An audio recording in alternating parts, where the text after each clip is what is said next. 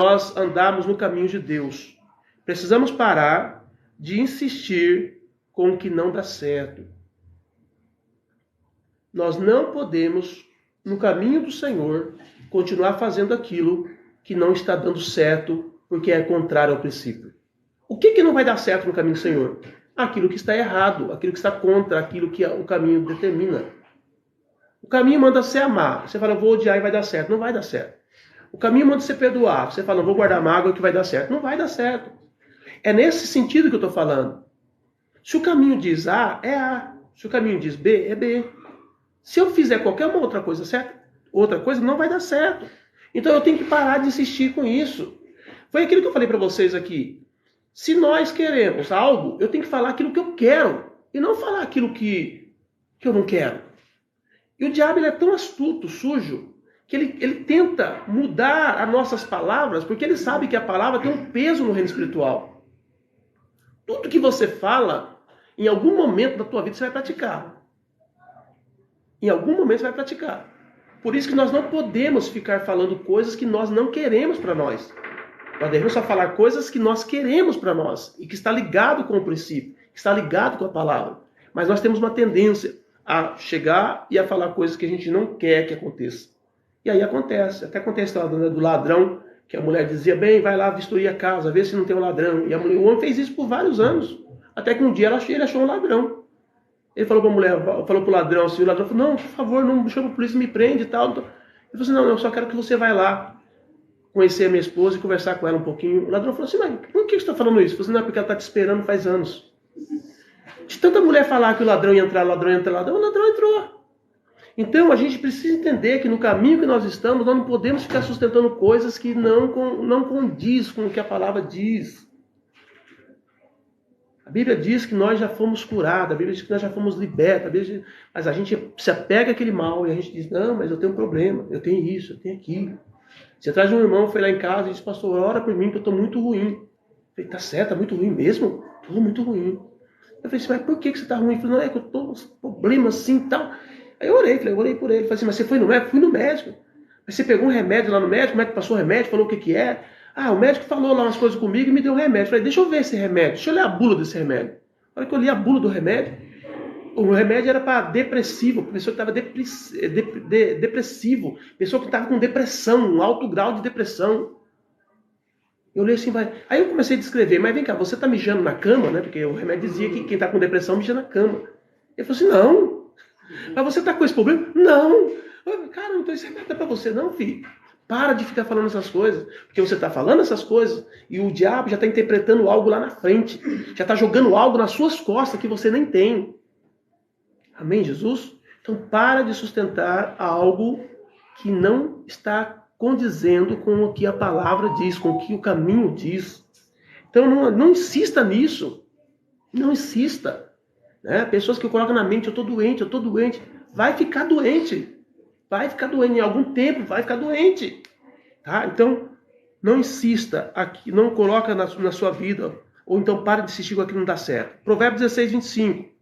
Há um caminho que parece direito ao homem, mas o seu fim são caminhos da morte. Então você olha assim e fala, não, isso aqui é a melhor coisa a se fazer, eu vou por esse caminho aqui, eu vou entrar aqui. Não vai. Quando eu falo isso, eu lembro daquela reportagem que teve uma época de um casal que entrou na favela do Rio de Janeiro, sem saber, pegaram um caminho errado. Era uma favela que as pessoas tinham que se identificar. E eles entraram sem identificar. O que aconteceu? Foram fuzilados dentro da favela. Marido e mulher. Então, parecia que era o caminho certo. Parecia que era o caminho que levava eles no destino. Mas era o caminho de morte. Então, nós precisamos tomar cuidado com isso. Então, não sustenta. Nós não podemos sustentar coisa que não funciona na nossa vida. Nós não podemos. Tem um ditado que diz que no fim dá tudo certo, né? Assim que a pessoa fala, não, fica tranquilo, no final vai dar tudo certo. Será que vai? Se o caminho for o caminho de Deus, vai dar certo, não tenha dúvida. Mas se não for o caminho de Deus, quem pode garantir? É aquilo que eu sempre digo. Quem começa errado, nunca vai ter sucesso. Nunca, pessoal, nunca. Porque, às vezes, existem alguns sucessos aparentes, momentâneos. que a pessoa sustenta e diz, não, eu estou me dando bem porque eu tomei essa decisão e era uma decisão errada. Ele tomou a decisão errada e alguma coisa boa aconteceu. Ele diz, nossa, tá fluindo, tá bem, mas o problema é que a história dele não acaba ali. E a Bíblia diz, é no final. É no final do caminho. Vocês entenderam? Então quem começa errado, vai dar errado. Quem começa certo, entenda bem, se estiver no caminho de Deus, nunca dará errado. Mas no caminho daqui do homem, mesmo você fazendo certo, muitas vezes as coisas dão errado, sim ou não? E a gente precisa entender que faz parte do processo. O próprio Deus vai permitir que algumas coisas dêem errado para poder ajustar caráter, para poder te trazer, né, para te afinar mais, para te deixar você mais crente, para fazer você buscar mais a presença, enfim. O que Deus vai fazer, a gente não tem noção do que Ele vai fazer, o que Ele vai precisar tocar em nós. Então, no mundo, mesmo fazendo a coisa tudo certo, algumas vezes as coisas dão errado. Agora, no caminho espiritual, querido, se você fizer a coisa certa, pode até dar errado agora. Porque eu tenho certeza que quem olhava para os discípulos naquela época sendo martirizado, diziam assim, olha aí, tá vendo? Serviu a Deus, agora está sendo morto. Ó. Tá vendo? Tá servindo a Deus, agora está sendo morto. Olha lá, o outro foi cerrado lá. Ó. Olha lá, o outro foi apedrejado. Ó, o outro morreu à espada. O que adiantou esses camaradas servir a Deus?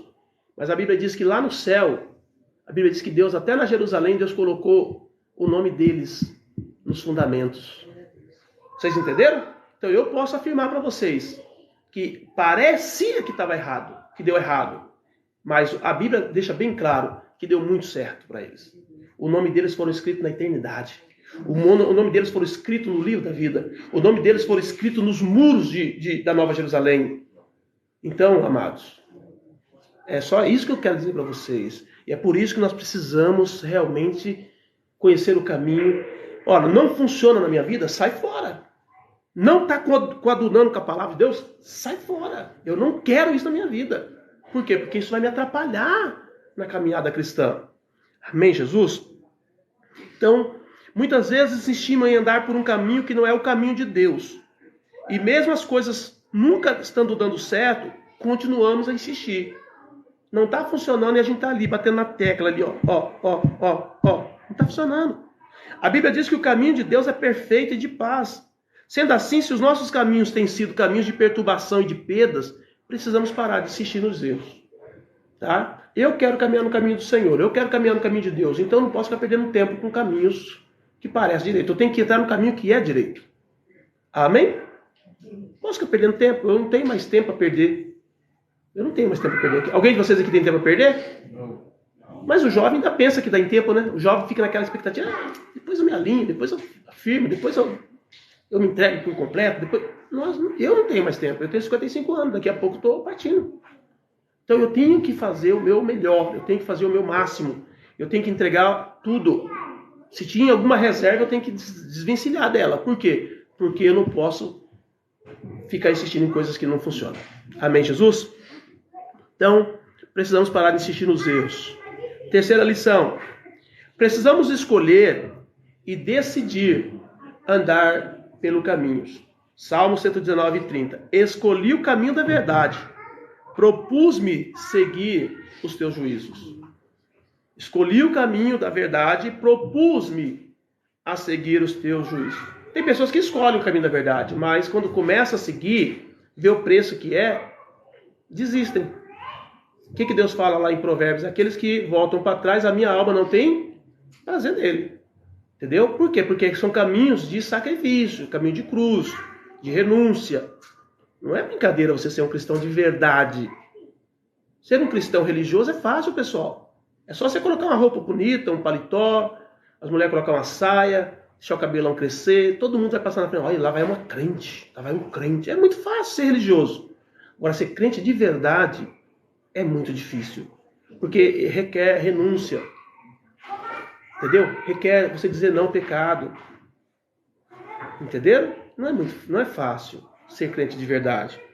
Então, precisamos escolher o caminho da verdade e devemos propor no nosso coração seguir isso, ou seguir os juízos, seguir a vontade, ou seguir a palavra de Deus. Todo dia você vai ter que dizer, não, eu quero servir a palavra de Deus, eu me entrego para a palavra de Deus, eu me coloco debaixo dessa palavra de Deus. Eu sei que a minha alma está gritando, eu sei que o meu coração está chorando, eu sei que o meu corpo está sentindo, mas eu